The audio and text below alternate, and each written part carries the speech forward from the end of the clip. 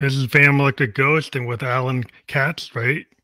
From HBO's iconic Tales from the Crypt. And you're also Mhm. a podcaster. And, Indeed, I am a proud podcaster. and you have the podcast, which actually won an award.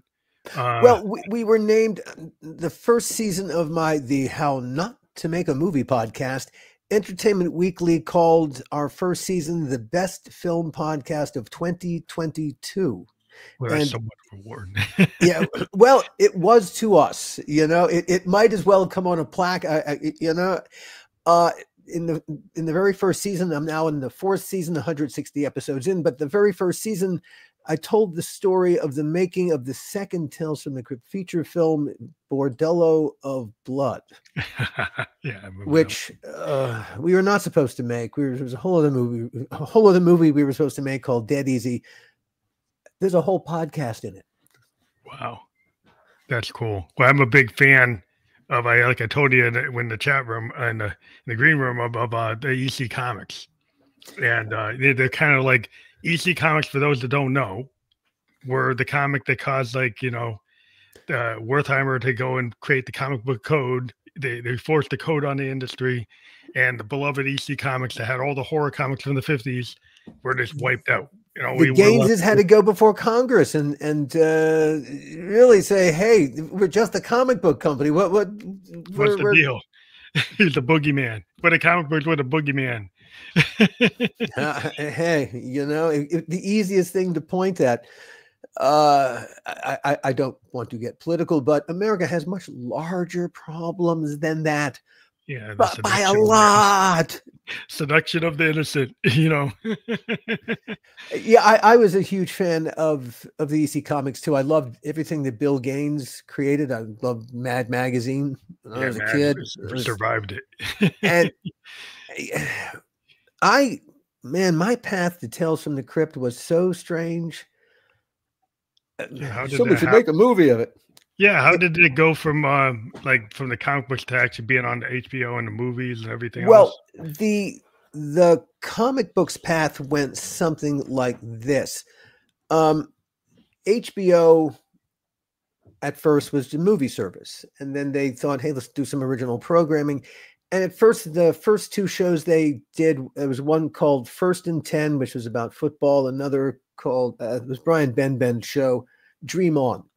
And basically, those were just single camera shows with, can I curse on your air? Yeah, cool. So they were just basically single camera shows with tits and the word fuck. Okay, that's the only thing that distinguished them. They made them okay. I see why this is on HBO. No networks and practices. And then at that time, TV and movies were nowhere near each other. TV was over here, and movies were way the fuck over here. And you did not travel between the two. Oh, the occasional Robin Williams or Tom Hanks would go from TV to feature films. But if you went from feature films back to TV, that meant your career was over, pal. So there was just this void between the two. And then one day, these four mega producers, Hollywood mega producers, Joel Silver, Richard Donner, Robert Zemeckis, and Walter Hill, they approached HBO and they said, we want to put big feature cinema scope inside your little TV box. And HBO said, yes, we love that idea, whatever the hell you want. And that's basically what they did. There was no development process like there is in a normal TV show. And being is that these were film guys who had no idea how to make a TV show or how to finance a TV show, they didn't get a deficit partner either, which would bite them in the ass. We'll get to that. But that's amazing. They didn't they didn't develop the show. They didn't, how are we going to tell these stories? And well, they wanted to create a host, so they had there was the Crypt Keeper in the comic books is an old white guy with stringy hair, and I guess they could have done that, but Joel found Kevin Yeager. He bumped into him one day. We tell this story on the How Not to Make a Movie podcast, and Kevin created the puppet Crypt Keeper, which is very different than the old white guy in the comic books. And then Kevin found the voice, found John Kassir. And so you had puppet and voice, but no one ever asked the question, okay, who is he? Who is this character, this Crypt Keeper character? but they were writing scripts already, and whoever was writing the episodes would throw a couple lines at, what's this puppet called? The Crypt Keeper? Okay, here's some lines for him to say. And the first season was 6 episodes. Second season was 18 episodes. 24 episodes. It was just a character, a puppet called the Crypt Keeper. At the end of the second season, because they hadn't been treating it like a TV show, the producers were just spending money. There was no organization to it. And the night before the wrap party, HBO handed the executive producers a financial statement that pointed out that they had been cash flowing everything. They were $1 million in the hole. And hey, guys, there's a commitment to a third season. If you want a third season, give us the $1 million right now, or you in the third season go fuck yourselves. And so they got out their checkbooks, the executive producers, and they wrote a check to HBO for the $1 million, and they canceled the wrap party, and they fired everybody. They fired the producers.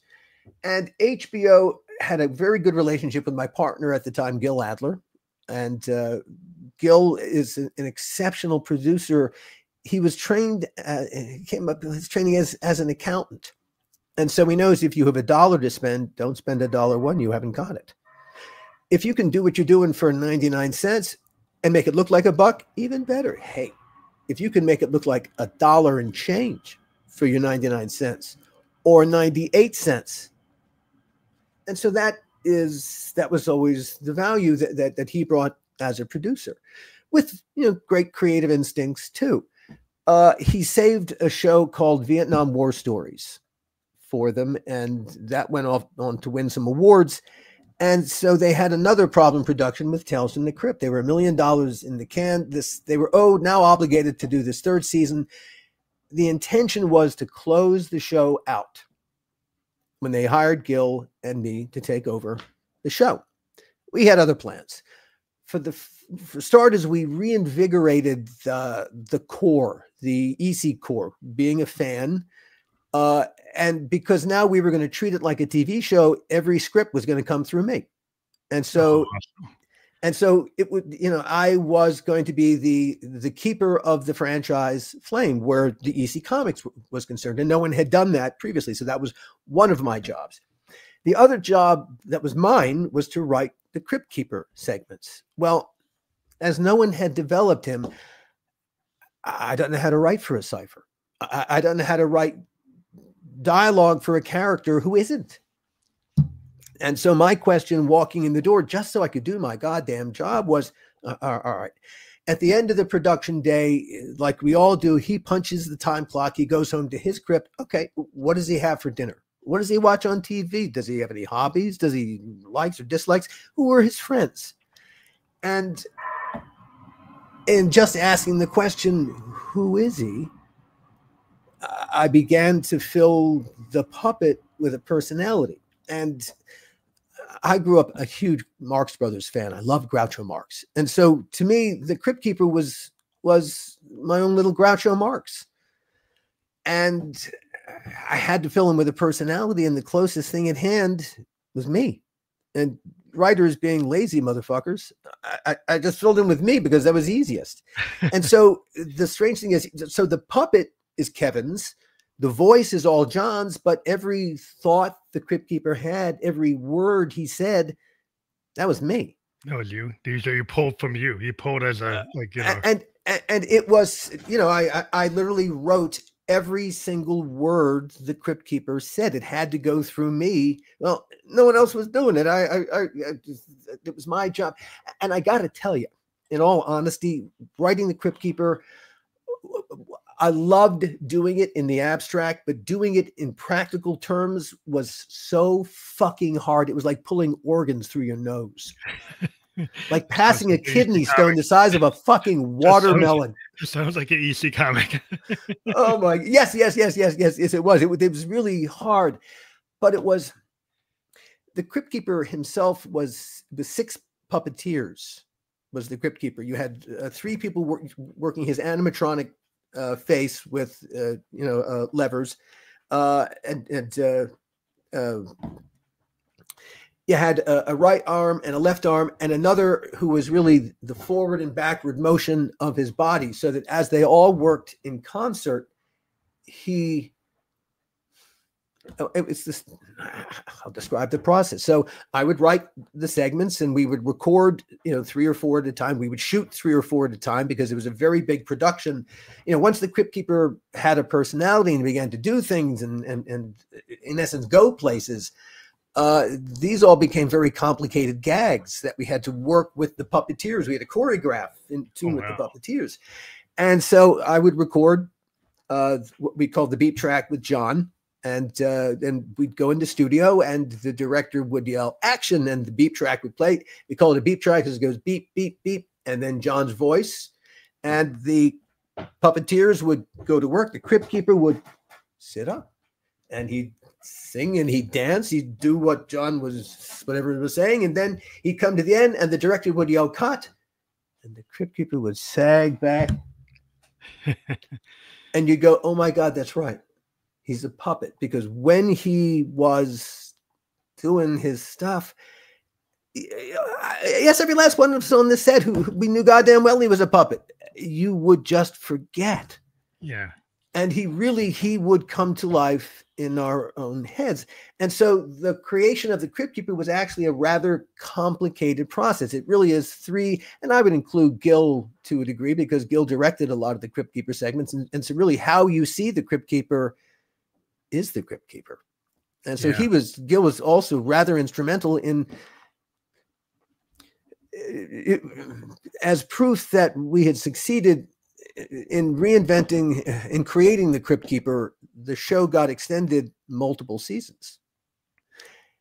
And we were able now to get stars to come and do the show and direct the show. And suddenly we became an interesting property again.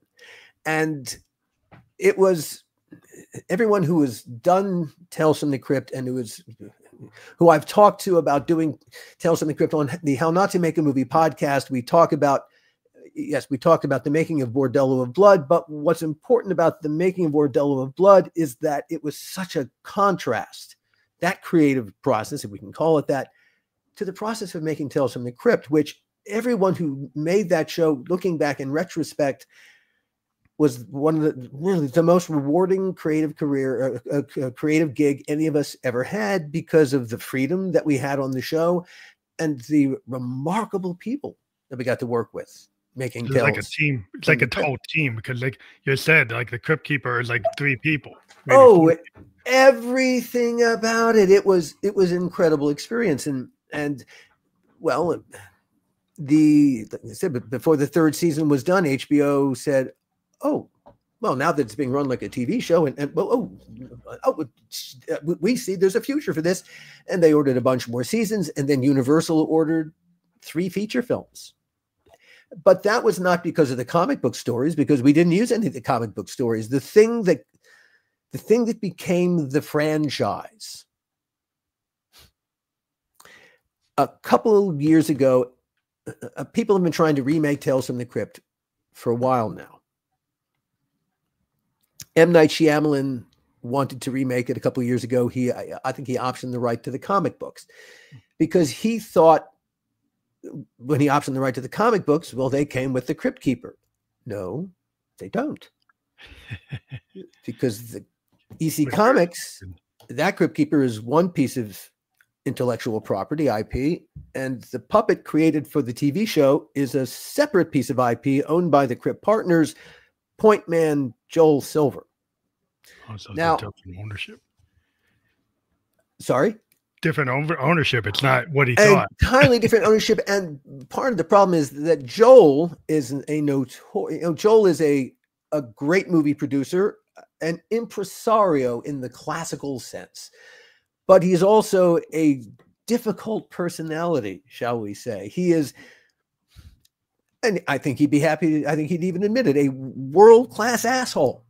He is impossible to work with. He is ridiculous. Movie characters have been created based on Joel. Lots of producer characters. Yes, Joel was what they were thinking about.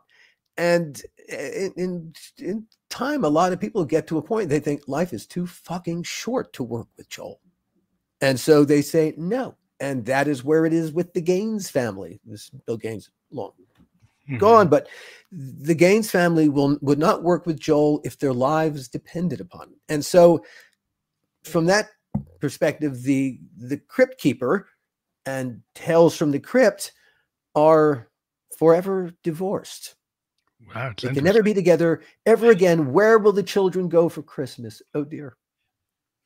That's strange how things like that happen, where you have like people would think, don't know the story behind the scenes of the difficulties that happen sometimes with properties and intellectual property.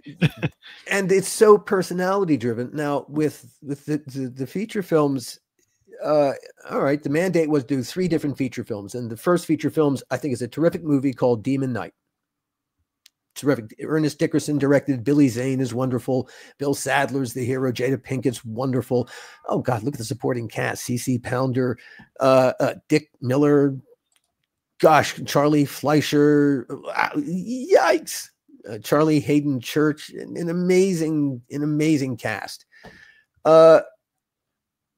We, per the mandate, Gil and I wanted to do this psychological thriller for the second Crypt feature. And we had been developing a script. It was originally called Fat Tuesday. We had evolved it into a thing called Dead Easy. Except it was a psychological thriller, took place in the swamps around New Orleans. An amazing villain, this Harlequin character. And a year and a half working on the script. Universal, everyone was on board with it.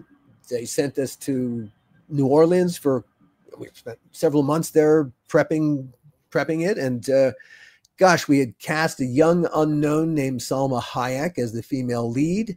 And we were 3 weeks away from the start of principal photography when suddenly Universal said, stop, come home. They pulled the plug. You're not going to make this Dead Easy anymore. Come home.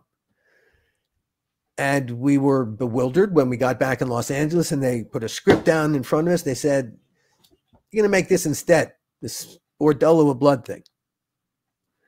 Now, why did this happen? At about this time, a brand new studio called DreamWorks had come into being. And DreamWorks was Steven Spielberg leaving Universal. Now, he didn't leave the lot, but he left Universal. And he began to make talent deals, his company, and Universal was desperately afraid of losing another huge piece of talent to DreamWorks. One of my executive producers, Bob Zemeckis. Spielberg was his mentor. And Universal approached Bob and they said, Bob, we love you here at Universal. What can we do to make you stay? And I don't know anything else about the deal. Obviously, it was good enough that Bob stayed. I know one deal point. They agreed to buy the first student script that Bob Zemeckis and Bob Gale ever wrote when they were students at USC Film School for $500,000. Thing called Bordello of Blood. So that's how you got it. And it was a deal point in a deal. And it was simply I was a way to put some money into Bob C's and Bob Gale's pocket. And no intention was to make a movie. But after making the deal, I guess Universal sat there thinking to themselves, holy cow, we're going to eat $500,000 here. Hey, wait a minute. Bob's about to executive produce this other horror movie, this Dead Easy thing. Well, that script cost us $50,000. Fuck that shit. Toss that. Take it out of their budget. Hey, they're going to make Bordello of Blood instead. It's got Bob Zemeckis' name on it. That's better than my name. And so they said, yeah. So that's why you're going to make Bordello of Blood. And hey, your release date hasn't changed. You still start shooting in 3 weeks. Go. And so we went from really about to make a movie that we were all devoted to making. For Gil and I, I'm not really a horror guy, and Gil's not a horror guy, but that's where, we've made a living in it. It's been wonderful to us. We really thought Dead Easy was going to be our way to show, that the world, that we're not one trick ponies. We can do other things too. And I think all of us creatively felt that way. Mm-hmm. And suddenly we were going from that project that was our way out to a fucking student movie called Bordello of Blood. To go backwards. So it must have been hard to kind of have to go backwards for contractual reasons. It's very hard to make a movie that your heart isn't in, that never mind that your heart isn't, and you flat out, if you weren't If you didn't feel contractually obligated to make the movie, you would not be fucking doing it. And so literally once you make that decision to start a creative endeavor that you want no part of, do not be shocked when every day is stupider than the day before. And that is exactly what happened. And it was my own personal Waterloo. Really, we were between a rock and a hard place. But virtually every single creative decision on Bordello of Blood was fucking stupid. And when you look at the experience of the collected filmmakers involved, it's mind-boggling. But Universal made the first bad decision, and then it was quite clear that none of the executive producers gave a fuck. All right, we rewrote the movie the best we could, but there was a problem right at the core. The hero of Bordello of Blood, the character that Dennis Miller ended up playing, is a small town detective. Now, ask yourself this question. How much business can a detective do in a small town? Not much. Right. So really, he's a character that doesn't exist except in the minds of film school students who don't know any better because they ain't lived in the world at all. And so there was the hero of the piece. How do you write him? You can't. He's not a practical character. Caricature. He's just a kind of... There's no way to build a functional character. Hey, my job was to rewrite the character, was to make it less of a film school student character. Impossible. So it's, there's nothing to hang your hat on. We wanted to cast Danny Baldwin, which at least would have given us something gritty. To this day, I couldn't tell you why Dennis Miller. Couldn't tell you. Could not tell you. Dennis didn't want to do the movie. And he said, all right, I'll do it for $1 million, figuring no one in their right mind that would pay him $1 million, because no one had paid him $1 million. $1 million to be in a movie, Dennis Miller. But Joel said yes.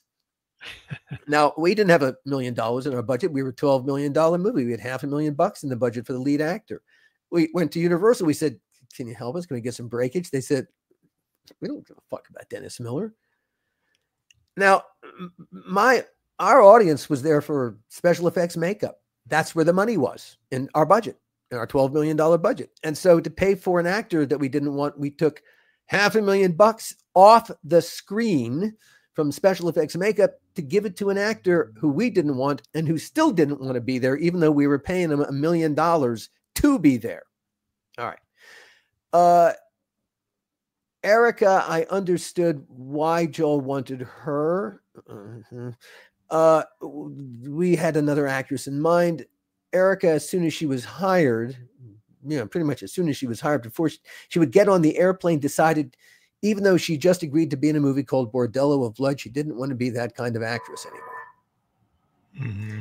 And so we started shooting on a Thursday. She was supposed to fly out on a Saturday. We were shooting up in Vancouver. We were supposed to leave Los Angeles on Saturday, be in wardrobe on Sunday to work on Monday. On Saturday, I'm having an argument with her manager about rewriting the script to accommodate the fact that if I don't rewrite the script, she's not getting on an airplane. And so I agreed to rewrite the script. She didn't want to play a former porn star. Well, that was the whole connection to the Dennis Miller character. He was a fan. So if I take that away, what am I going to do? In the end, she agreed that, okay, she had formerly been a large porno star and she had lost a lot of weight. And so that's what made her. I don't know why that was better. I don't. But then having rewritten the script, now, I know Dennis Miller is a professional comedian, and I know that the script I'm handing him, we've tried to make the character funny, but when there's no character to write from, there's no there, and everything is kind of generic. And so I know I'm not handing him great material.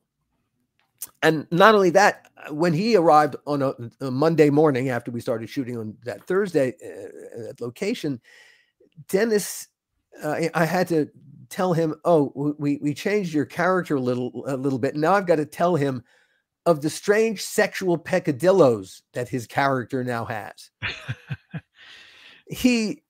I don't know that he heard a word I said, but when I handed him the revised draft of the script, he opened it up to his first line. He looked at it, he read, he pointed at it, he said, well, I'm not going to say this. And he closed the script. He said, look, here's what I'm going to do. I'm going to improvise everything. I'll tell you what I'm going to do first in the morning before I do it, but I'm just going to make it all up. Improv the whole thing. And he did. And he just refused to do anything that was in the script. And so in rather short order, it was very hard on the script supervisor because, you know, she's scribbling his improvs in the margins, and every take they're different. There's no control. It's totally out of control. Now, imagine you're one of the actors working opposite Dennis. Where does your line start? Where does his line end? Where's the cue? How do you know what to do? Now, then there was the fact that Dennis was shooting his HBO show. And they were rehearsing on Thursdays, shooting on Fridays. Well, suddenly we had to flip our week to accommodate Dennis. And so Saturday became our Monday morning. Well, that wasn't the deal our crew made. And it's not like Dennis was lovely to work with. And so very quickly they began to resent Dennis. The cast, well, because Dennis was doing his show, his assistant would come to me first thing every morning, say, Dennis is really tired. Can we shoot him out early and go back to the hotel and rest? And, you know, we did everything we could to accommodate Dennis. So I'd say yes. And so we would shoot Dennis's side of each scene in the morning, and he'd improv them. And then lunch, he'd go home to the hotel, and we'd shoot the other side of the scene, the other actors, with the script soup reading Dennis's scribbled improvs in the margins of her script so the other actors could act. And so in very short order, they started hating Dennis too, because I don't know, it's kind of disrespectful. So that was our Dennis issue. Angie. You know, we wanted Robin Givens. And someone had said, you know, Robin's not an easy personality. We said, we work for Joel Silver. Don't you want an easy personality? Is nothing to us. So I don't know how difficult she would have been. I don't care. I think Robin Givens would have given us an incredible performance. But at the same time that we were making Bordello of Blood in Vancouver, for reasons we had no business making it Vancouver, but that's a whole other stupid thing that we did. Joel was executive producing another feature film across the border in Seattle, Assassins, Antonio Banderas and Sylvester Stallone. Mm-hmm. And Stallone at the time was engaged to Angie Everhart. Oh, yeah. And one day, Stallone approaches Joel on the set of Assassins and says, hey, Joel, are you going to be making a movie in Vancouver? Put my girlfriend Angie in the movie. That way you can visit her across the border. And rather than being a responsible producer who would say, that's a great idea, Sly, but let me talk to the guys. Let me see how that works out. Instead, he went, that's a great idea, Sly. We'll do it. And we begged him not to. You know, the villain in a horror movie is kind of like the most important character in the whole piece. Just looking back, as an example, the first Tales from the Crypt movie, a feature film, Billy Zane, a wonderful villain.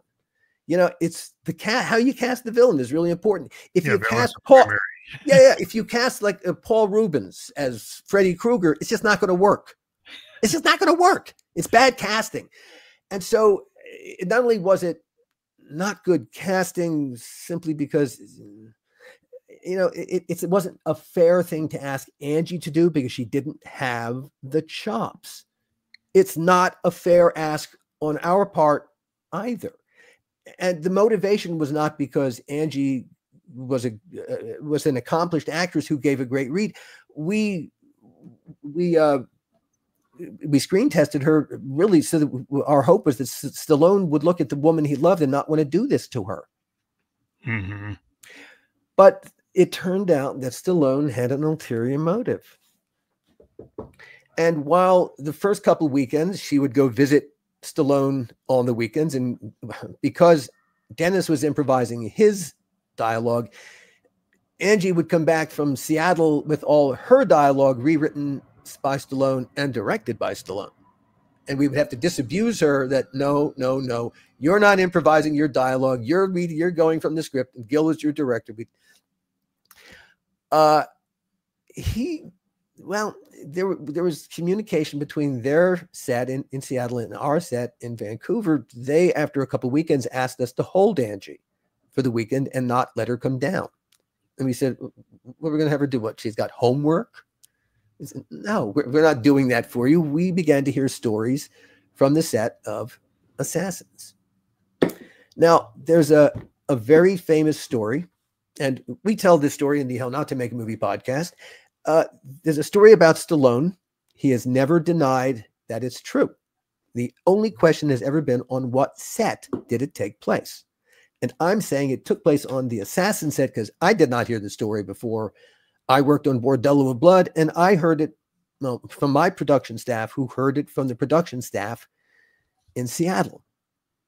And so apparently one day Stallone finishes a scene, goes back to his trailer, unaware of the fact that his wireless lavalier mic is still broadcasting back to the sound card. There's someone waiting for him in his trailer. And the young woman who's there proceeds to fillet him. Well, Sly's very particular about how he likes his dick sucked, apparently. And there's a crowd gathering around the sound cart, and they're all hearing him go, "Yeah, that's right. Cup the balls, stroke the shaft. Yeah, stroke the shaft, cup the balls." The next day, Stallone shows up on set, and the whole crew are wearing T-shirts that say, "Stroke the shaft, cup the balls." Oh, no. Oh, my gosh. He has never denied this story. Like I said, the only question is what set. I'm telling you Assassins because that's where I heard it from. Or from my set. My crew heard it from their crew. 2/3 of the way through my production, he broke up with her in the middle of a workday. And it was painful. It was painful because a lot of us knew what was happening and we couldn't say anything to her. And so that also sucked. Angie's a lovely person. I mean, really, she worked her ass off to try to get the part right. And I think she gave the best performance she possibly could. But I don't think it was a fair ask at the jump.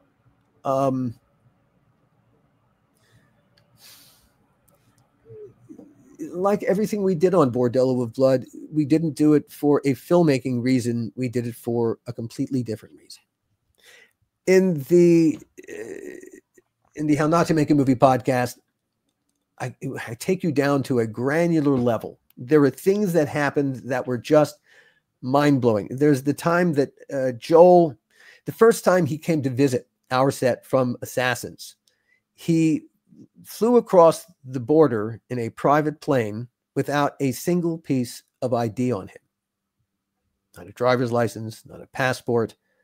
And mid-flight, he called our set. He called Gil, and he told Gil, I'm coming to visit you. Oh, by the way, I didn't bring any ID with me. And Gil said, well, they're not going to let you into the country. And Gil's in the middle of setting up a shot. And Joel says, well, they better let me in the country or I'm going to pull this movie and they can all go fuck themselves. And Joel says, they don't care, Joel. Canadian Customs doesn't care. And Joel's going, well, they better care. You better call Canada. Call Canada and tell them I'm coming. Literally, that is what he said. Call Canada and tell them I'm coming. Well, when he arrived in Canada without a passport, of course, they didn't give a fuck. And they held him for several hours. And it was only because our production manager, Colleen Neistat, had a relationship with the people there in the customs office that they'd heard that there was a connection, and they called Colleen and they said, does this madman have anything to do with you? And she said, yes, I will vouch for him. Can I come and get him? And it's only because our production manager vouched for him that they let him into Canada. Wow. And boy, did they make Canada regret it.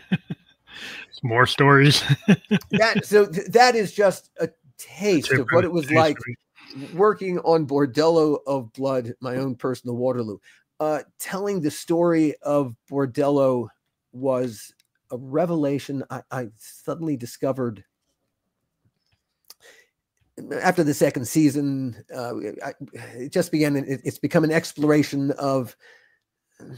It's a nuts and bolts inside baseball view of the filmmaking craft and what happens when our craft turns to crap. So it's everyone that I've ever worked with in the world just having that kind of conversation. But I discovered I love the storytelling part of it, especially. I discovered the thing that I wanted to be when I grew up as a podcaster. And a friend from school contacted me. He had something that happened to him that he thought would make a great movie or TV series. And when he told me what it was, I said, no. First of all, the TV series, the TV and film business are both fucked up under normal circumstances. These days, they're even more fucked up. It is no. And when I said, when I tell you what the story is, I said, no, you got to do this as a podcast because you'll actually be able to tell the story. It's called The Donor, a DNA Horror Story. In the mid-1980s, my friend Hal, let's call him, worked his way through medical school as an anonymous sperm donor. Jump forward 27 years. He's a successful radiologist. He joins 23andMe, curious about his health genes. Never occurs to him the larger ramifications of adding his DNA to a growing DNA database. That's what 23andMe is. And he lost his donor anonymity, and suddenly 7 total strangers found Daddy, except 6 of them had no idea that their actual biological father was Hal, a sperm donor. They were bumping, these were 27, 28-year-old, 27, 26-year-old people bumping into the fact that they didn't know who half of them was. The 7th was one of the daughters. Hal had been married for 20 years to a woman who came to the marriage with a child from a previous marriage, and Hal raised this as his son. He never raised a biological child as his own. And when he suddenly discovered he had these 7 biological children, well, he wasn't going to get to raise them. He was very excited by the idea of getting to have as much of a familial relationship as they wanted to have. He was, he had money.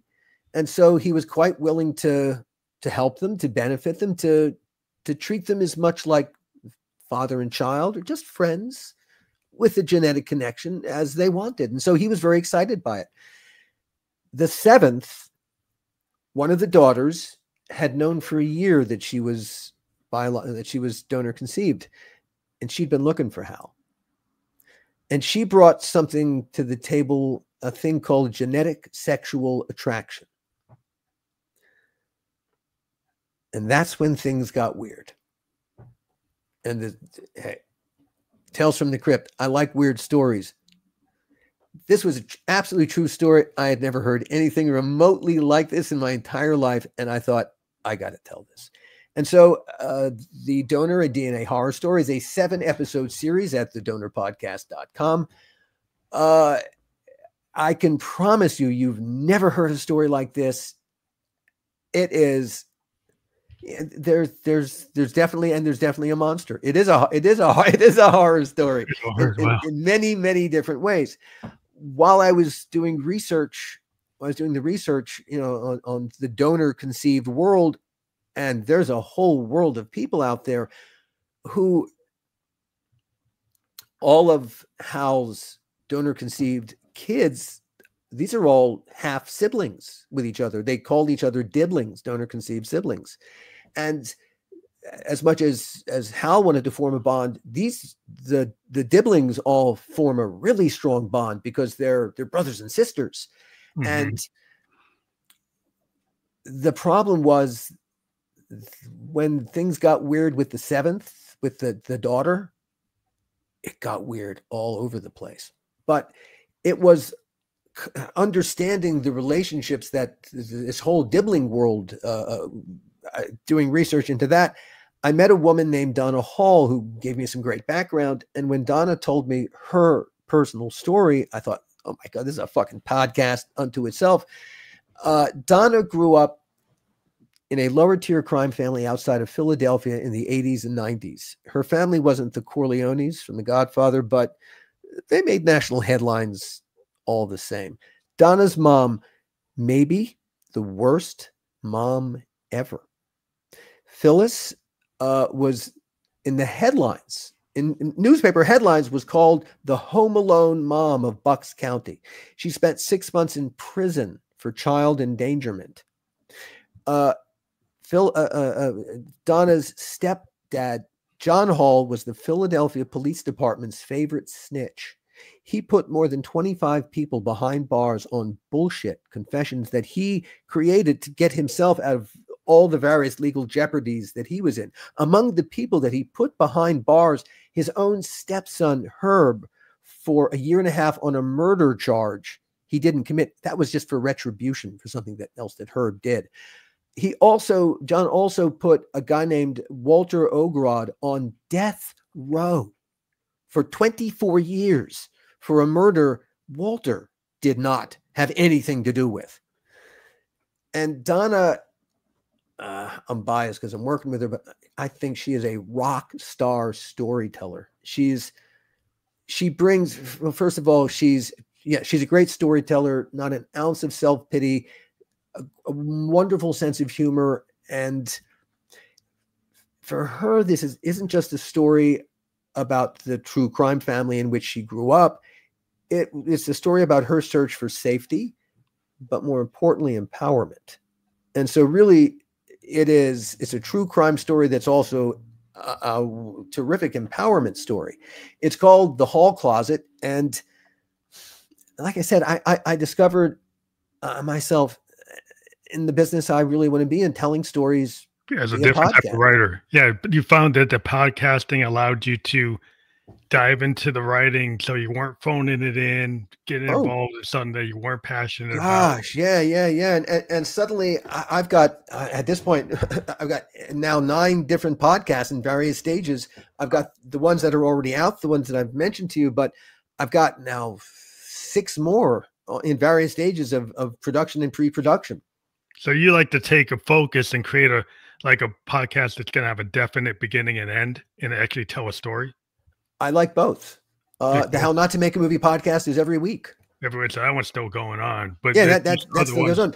But there are a lot of stories, I think, it's self-contained stories. It's self-contained, it's bite-sized, and you want to just hear a podcast on a trip, you're going to go in the car for a couple hours. Perfect. It's like having a book to read. Yeah. So there's a lot of these are self-contained stories, but they will welcome second seasons, and those second seasons could be weeklies. What I love about podcasting is it's the wild, wild west. We are all inventing it in real time as we go along. I love that.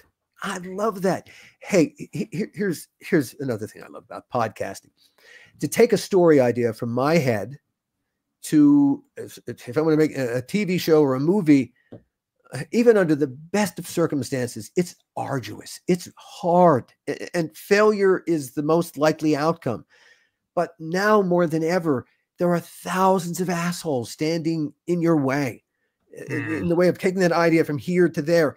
To do a podcast, there's only one asshole in my way, and it's me.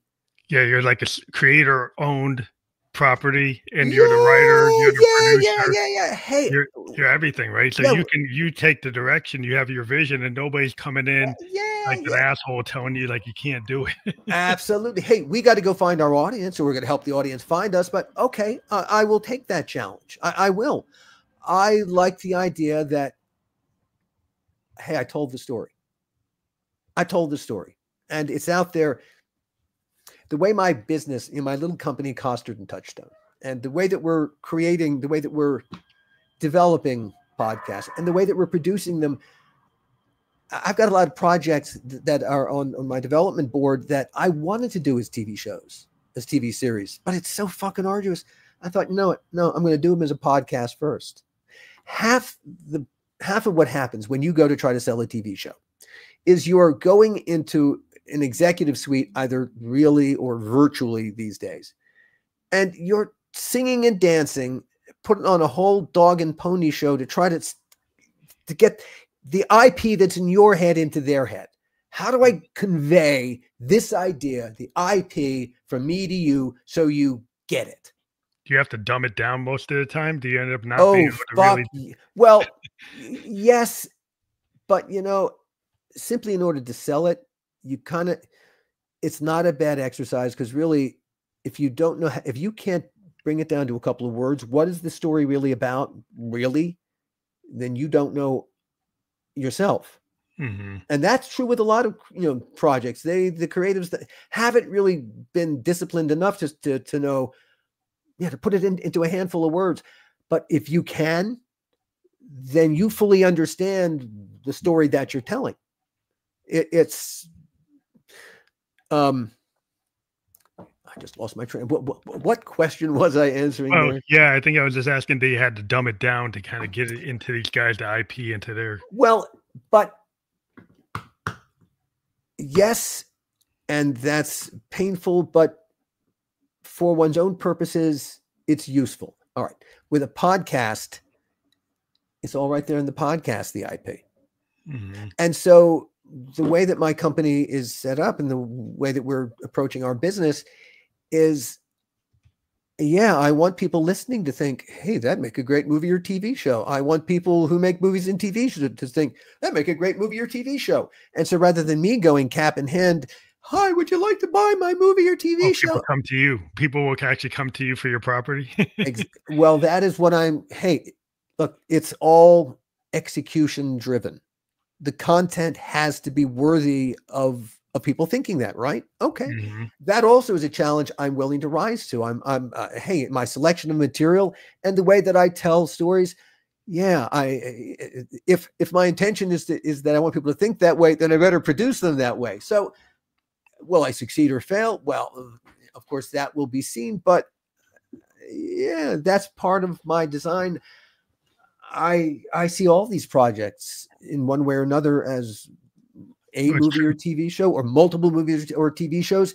And at the very least, from my perspective, whether I make a dime at it or not, I got to tell the story.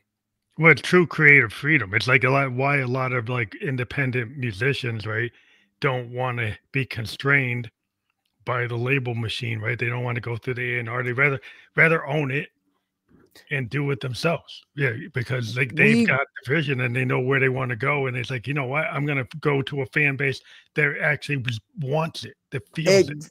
exactly. So, a lot of what's happened, what Napster came for us all.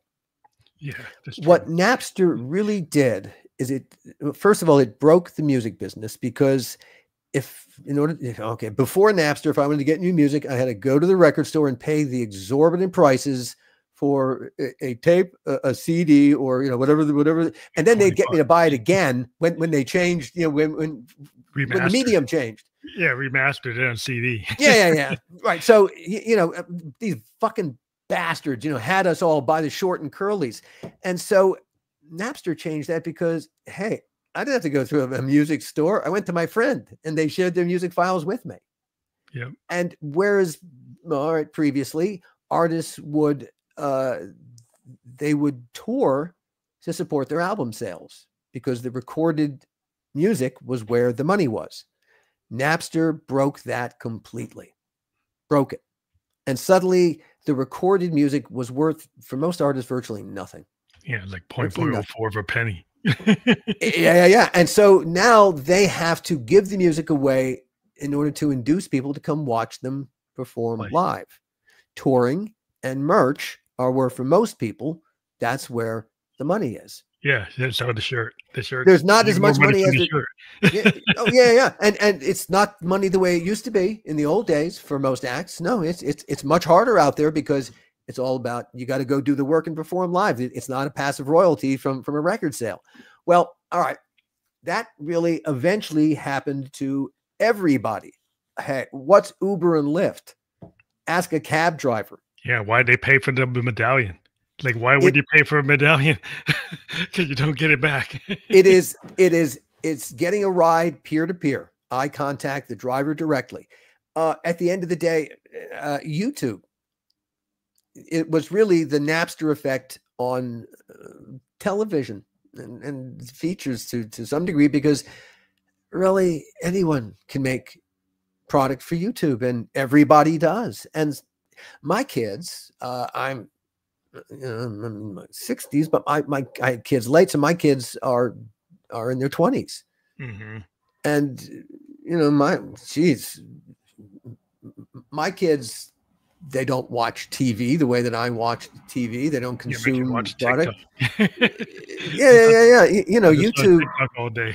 yeah, YouTube. And so it's a completely different.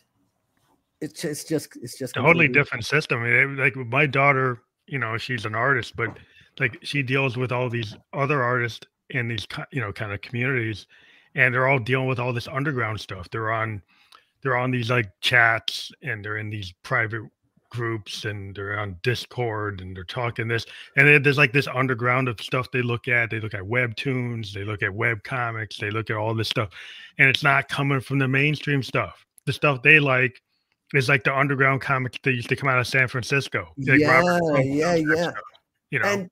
And because we can all market ourselves, we can all, Shopify our products. We can, creating a podcast. All right, whatever it costs to if you publish, or if you just go through a hosting app. Yeah, that's it. And hey, whatever it costs to promote yourself. That's pretty much it. It's an incredibly democratic medium. Yeah, you can throw it at the wall, and you actually get to throw it at the wall. There is a wall to throw at. and so it's,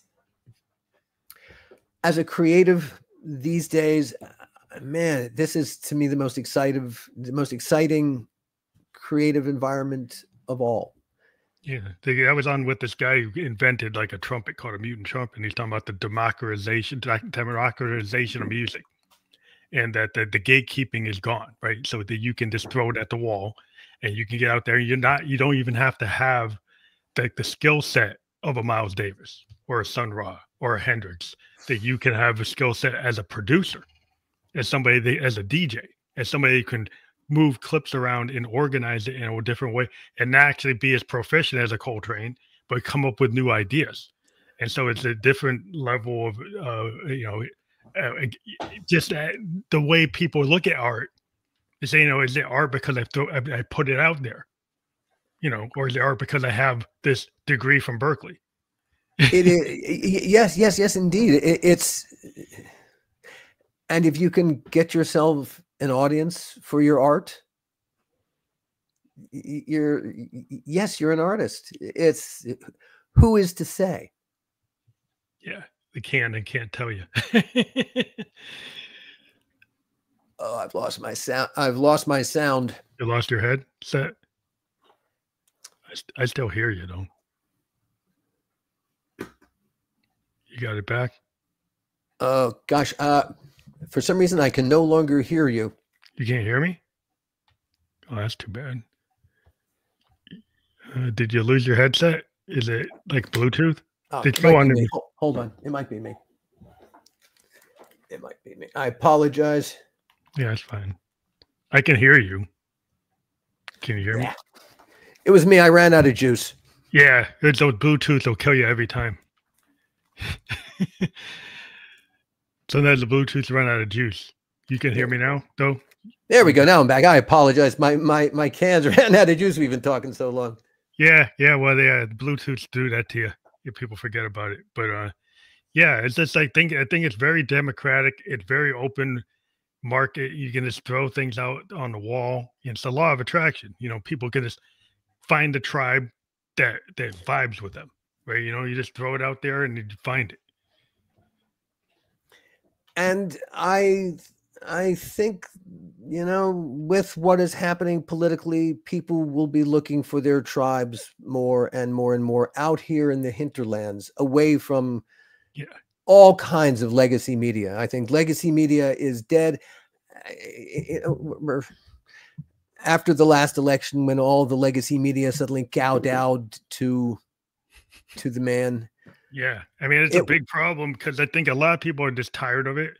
Like I talk to like a lot of my daughter's friends, and they get everything from non-standard sources. Everything's coming from like a lot of underground stuff, a lot of like just like it's not where I got things from. And I'm like, wow. And I just like I've learned from my I got 25 something, you know, my daughter, and then she's like showing me all the stuff with her friends. I'm like, wow, you guys live in a different world than I did. I do you wish you were growing up in this world? I don't know. I mean, I'm a child of the 70s. I miss the attention span that we had. Like the fact that I could go in the basement and listen to Pink Floyd all the way through. The fact there was maybe only 4 TV stations to look at. The fact that I would read Moby Dick all the way through. Right. Did you really? You're good. I did because I actually liked it. But you know, I was just into art. You know, I was into like, you know, looking at, you know, Orson Welles and The Third Man, and you know, looking at everything he did, and it's like wow, how can he do that?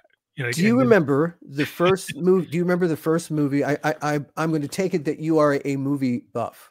I like TCM and a term, you know, classic movies. And watching, okay. Like, yes. Yeah. I mean, TCM is that is a temple. Do you remember the first movie you ever? Well, can you remember your first movie that you ever saw in a movie theater? In a theater, yeah, it might have been freaking Sound of Music. Something like that, because my parents probably took me to a Disney movie. I think I was being brought to Disney movies, and I remember that one a lot. And then, you know, I think I remember The Wizard of Oz a lot. Watching that on TV, though? Yeah, that one on TV, but the other one, The Sound of Music, I actually saw it. That was in the theater. And it stuck in your head? Stuck in my head just because I think it just clicked. It's like, wow. It's like, why'd they bring me to this? Because I thought I wanted to see something else, but I didn't really have a say. How old were you at the time? I don't know, because like I know it's in the 70s. I remember it's like sometime in the 70s, like in the early 70s. So you're 5 to 7? Yeah, around that time. And I was like born in 67, so it's like sometime mid 70s. But it's not what I wanted to see. I was kind of, you know, forced to see it. Yeah, I remember. It's funny. I remember memory of on the night that the Beatles were on Ed Sullivan. Oh. I wasn't interested, so I went and I watched Zorro on the the Wonderful World of Disney in the basement. Zorro. I remember that show. I used to, yeah. That was the Wonderful World of Disney's counter programming to the Beatles was Zorro. Zorro. But my interests were slightly different from everyone else's. I just remember watching like Rod Serling Night Gallery and like sneaking with my older brother who's like 7 years older than me, and I was told I'm not supposed to watch that, and then I watched it anyway.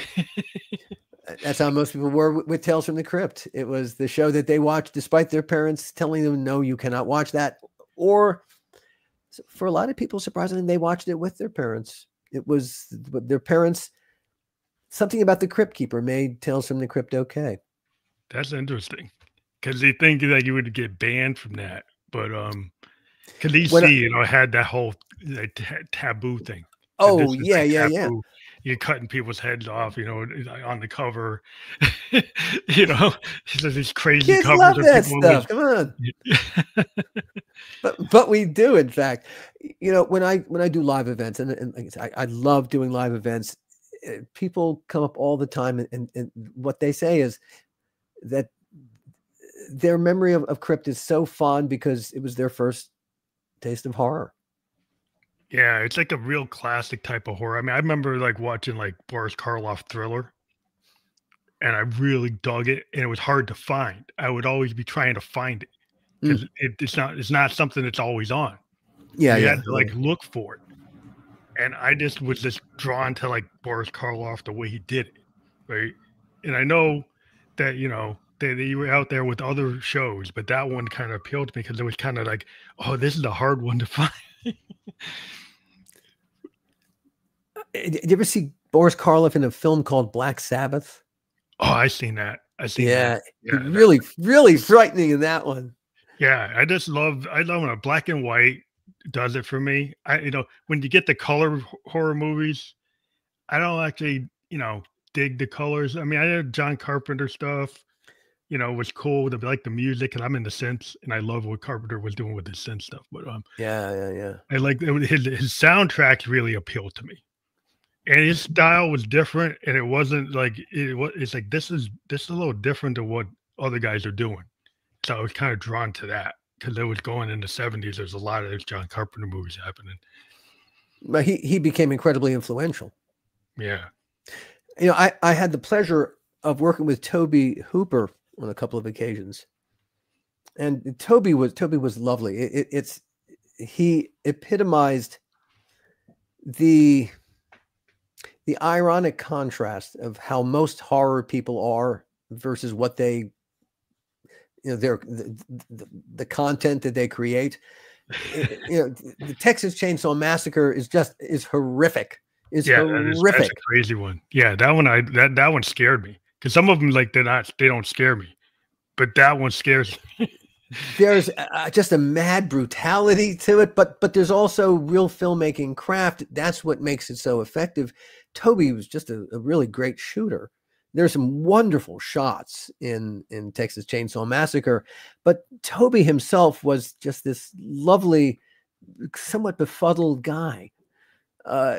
Just sweetest man. But then again, that's been my experience with the entire horror community.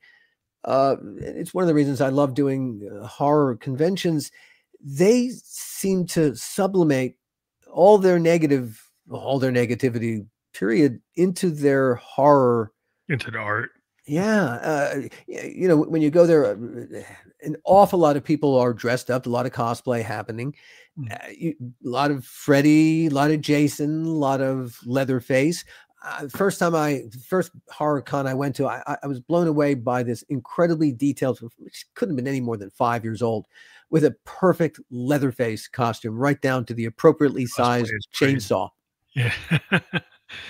Hilarious. But the reason that people introduce their kids to horror and why they're so into it, it really, they walk around, they're the sweetest, loveliest people. It really seems to me that they've sublimated all that negativity into the horror. And so, yeah, it's like they've checked it all at the door. It was like this escapism. It's like fantasy. I'm a sci-fi buff. Harlan Ellison, Ray Bradbury, all that stuff. Ben Bova. I love sci-fi. Rod Serling, Outer Limits, all that stuff. But Gene Roddenberry. But the horror stuff it's a different space. And I have noticed the sci-fi kids, the Trekkies, versus the horror crowd. It's a different vibe. Yeah. Sure. Yeah. Yes. Not unrelated, but slightly a slightly different kind of nerd personality. Yeah, it's a different type of nerd. but a lovely, but also, there's a lot of self invested in this world. Yeah, when you get drawn into it, I mean, like the Tolkien kids, the kids that were into the Hobbit before it was into a movie. Like I was a Tolkien kid. I was into that Dungeons and Dragons and Tolkien and all that. Oh, you play? I played that too. Yeah. You're just drawn into that world, Yeah, Dungeons and Dragons was incredible fun to play. It was a game of your imagination. You and a bunch of people were walking through, a world that really the cool thing was it existed in your collective minds. Yeah, it's this idea like the toys today, kind of give you the world to live in. And when I was a kid, I was like erector sets, Legos. Build the world. You build the world and you dream it. And you get in the Dungeons and Dragons, it's like, hey, I can keep on expanding on that. So I kid growing up with erector sets and Legos, I was more into that than instead of being given a Final Fantasy VII, being drawn into somebody's already pre-designed world. I'm like, okay, that's cool, but I like the old stuff, the other way of doing it. Well, it's like on Crypt, all of our effects were practical. We did not have the luxury of digitized anything. CGI, all that, yeah. No such thing existed. We might do the occasional matte shot, clever use of mats here and there to create like the feeling like we were in a train station, or in one case, a southern mansion in the middle of a swamp. We shot that entirely on the stage. We were nowhere near a swamp, but using a little bit of old-fashioned, old-school artifice. Yeah, but with the ingenuity limitations, like as a synthesis, like if I'm using a Moog, mini Moog, versus using like a modern digital sampler synth, I'm limited. It's monophonic. If I want to get to a chord, I might have to overlay it 3 times to overdub it. Right? I'm limited, so I have to make different choices, and the limitations can actually help your art. When you have too many things that you can do, then it's like where's your direction, right? Like I think you can focus on direction when you have some constraints. I would compare it to writing in iambic pentameter. Mm-hmm. There's a challenge, but okay. Now you got to be super disciplined about everything, about the words and the rhythms and everything.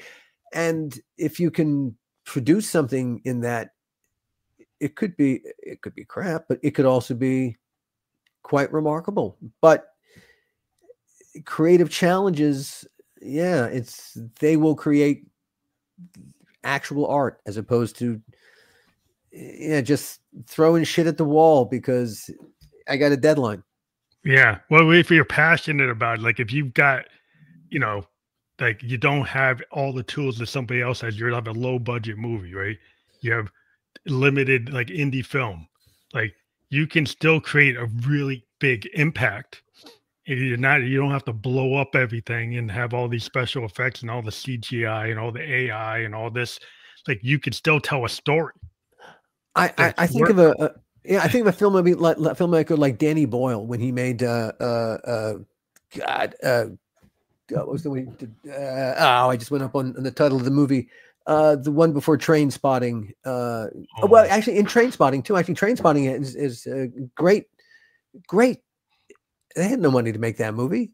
Yeah, you don't have to have all these crazy budgets. Everybody said you can't do it unless you got these $200 million budget, 300 million. It's like, what do you? It's like, is this all this superhero stuff? I understand that mindset is, but it's like I'd like a good, film noir, kind of detective movie, that give gritty, or like like a 7 or something. It's like you don't have to have all the effects to actually tell a story. You can actually do it with the actors the old school way, like Orson Welles in Touch of Evil, looking at his face, looking at the shadows and the way Orson would deliver that scene. You don't. It's just you need Orson Welles, but you don't need to have all that money. No, when I think of my favorite movies, Don't Look Now. That's just that's just great storytelling. Yeah.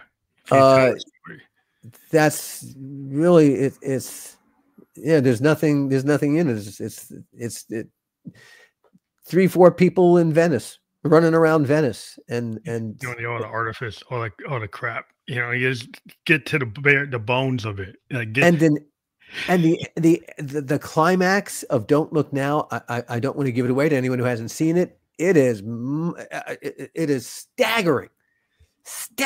It just blows you away. And good writing, good acting, good direction. And then there's one more little twist at the end. That's like, oh, that's real. Okay, now I'm really freaked out.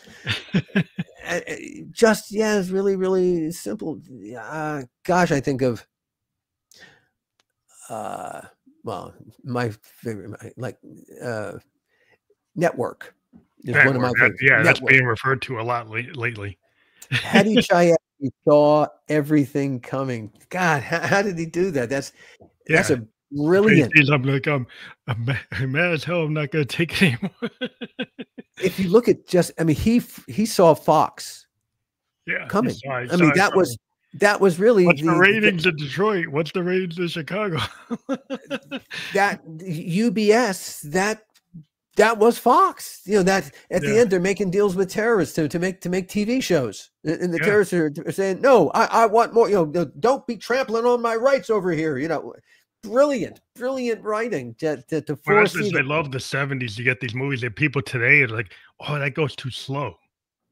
Like our attention spans are so Oh, crazy, right? We well, can't sit and yeah. digest a real story because it moves too slow and there's no explosion.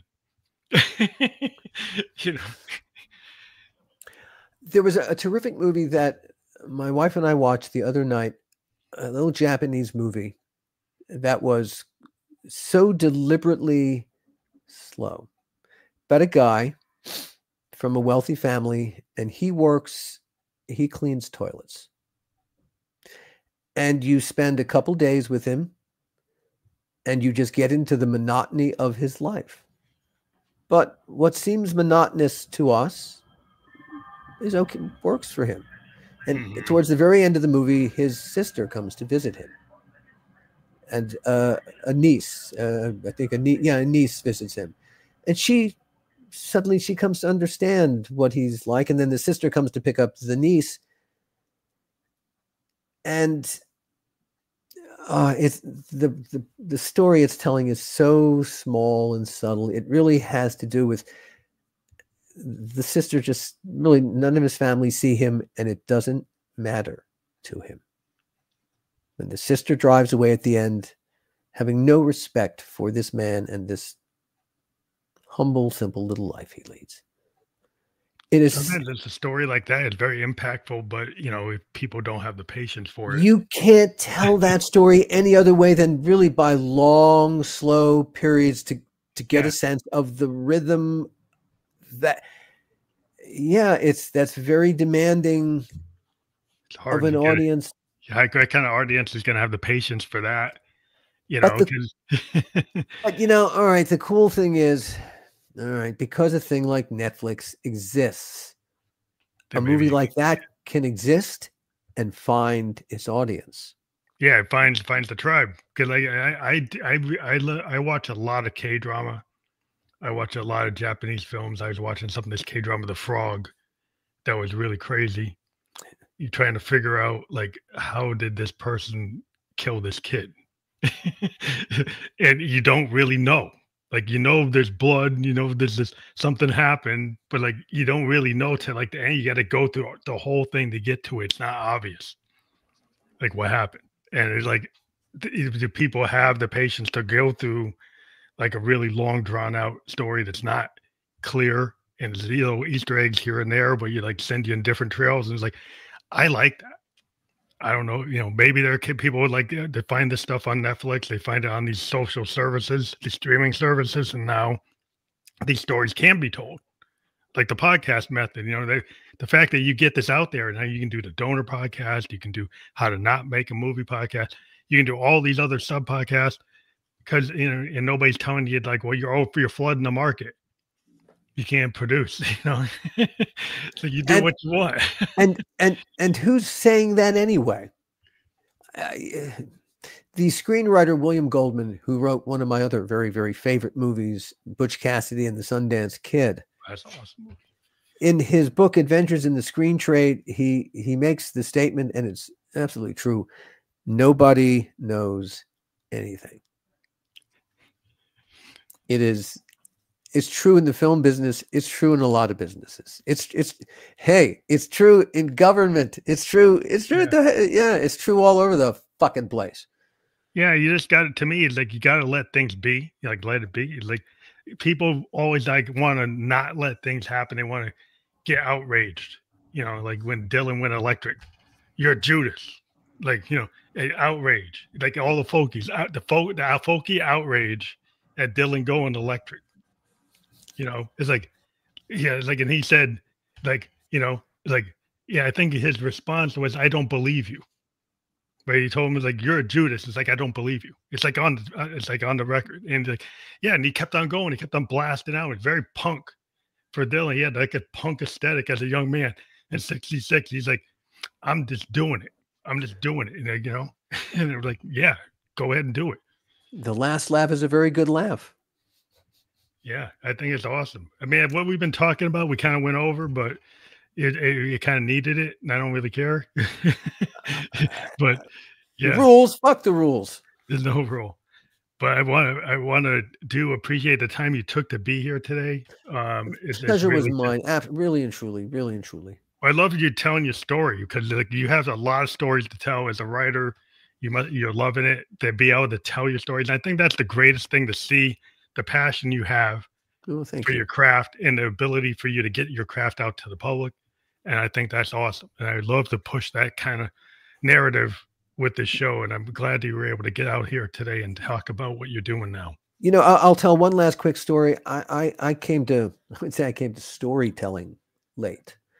I would say for most of my career, I was an awfully good writer, very good writer. But I was keeping a secret from myself for 45 years about something that happened to me when I was 14. I knew it happened and I denied that it happened, but secrets will gnaw at you. And this one gnawed at me. Well, hey, if you can't tell your own story, you really can't tell anyone else's story. And that had not occurred to me yet, but I was a good enough writer to get by. I went through a 2-decade-long writer's block and a deepening depression. I got very, very lucky. I bounced. But when I got lucky and I bounced, I was able to address the secret that I was keeping from myself. And once I could tell my own story to myself fully, and then tell the world what had happened to me. Once I could tell my story fully, well, then I could tell other people's stories. And that became suddenly my passion. Your breakthrough. Well, you broke through that wall. Yeah, like Indeed. everybody has that ceiling they have, you know. And I honestly believe I went from being a very good writer to being a storyteller. How good am I as a storyteller? Well, that posterity will probably be the larger critic. But that became my mission in life. My little company, Costard and Touchstone Productions, that produces all of my podcasts that I'm doing, our mission is to make the world a better place through storytelling. And I happen to think that podcasting is the best venue for storytelling. So yeah, I'm a person on a mission.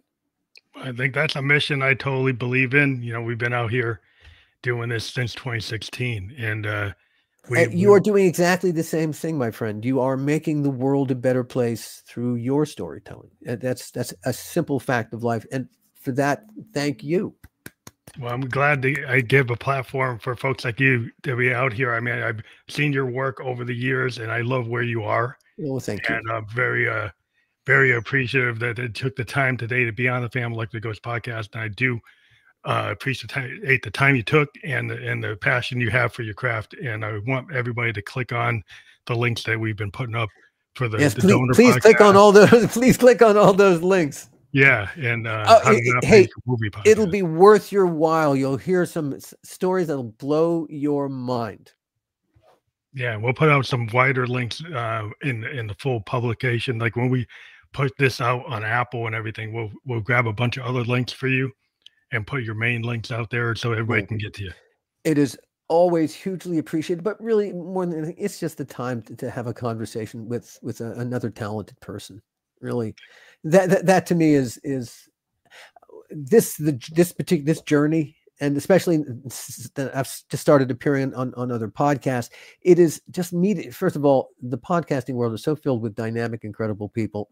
It just fills me with such joy to know that I'm part of this community of incredible people. I love that.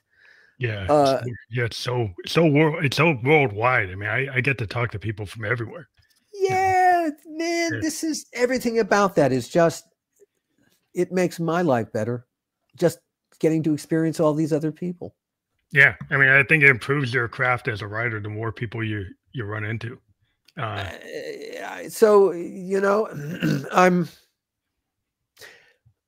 having been terribly depressed. I know what that's like. I walk around I would say in a perpetual state of bliss. That sounds a little wacky, but it's not the mood stabilizer. That just keeps the darkness in a box. I have a great therapist. She helps with perspective. And I will admit to consuming vast quantities of THC from morning till night. I'm a wake and bake kind of person, but that just helps slow my hyperkinetic brain down, so I can focus on just one or two things at a time. Mm-hmm. But I walk around in a perpetual state of bliss. And a large part of it has to do with just I get to doing what I do every day, but getting to meet the people that I meet and have these incredible conversations. What did I do right? Well, that's everything. I think the fact that you have those connections, the fact that you can keep on making them and you keep on expanding. To me, everything about life is expansive until you're not here, and I then agree. you get to the next zone, and you're still expanding. So, yeah. I've gotten any postcards back from there, but that doesn't mean that the undiscovered country isn't something somewhere somehow. Hey, we don't know anything about consciousness. Is a complete mystery to us. We have no idea how you and I are having this conversation. Yeah. Really and truly, how our brains work. We do not know. Yes, there's an undiscovered country of some kind out there. Yeah. What it is? Passionate about. Well, I just believe that you get there when you get there. That's a whole other conversation. I have enjoy the trip you're on, but there's going to be another one. Hey, let's do this again sometime. Oh yeah, I would love to. So this I would check my calendar, and then we can set it up again. So it's cool. Would love to. But thank you again for being on the show. We great conversation with Alan Katz, and he's more than just the Tales from the Crypt. He's doing a lot of cool podcast stuff. And look at what he's doing today. Check out what he's done in the past, but look at what he's doing now with the podcasting. And this is the new frontier. And I totally dig everything we talked about tonight. And hope everybody else does. I want to thank you again for being on the show.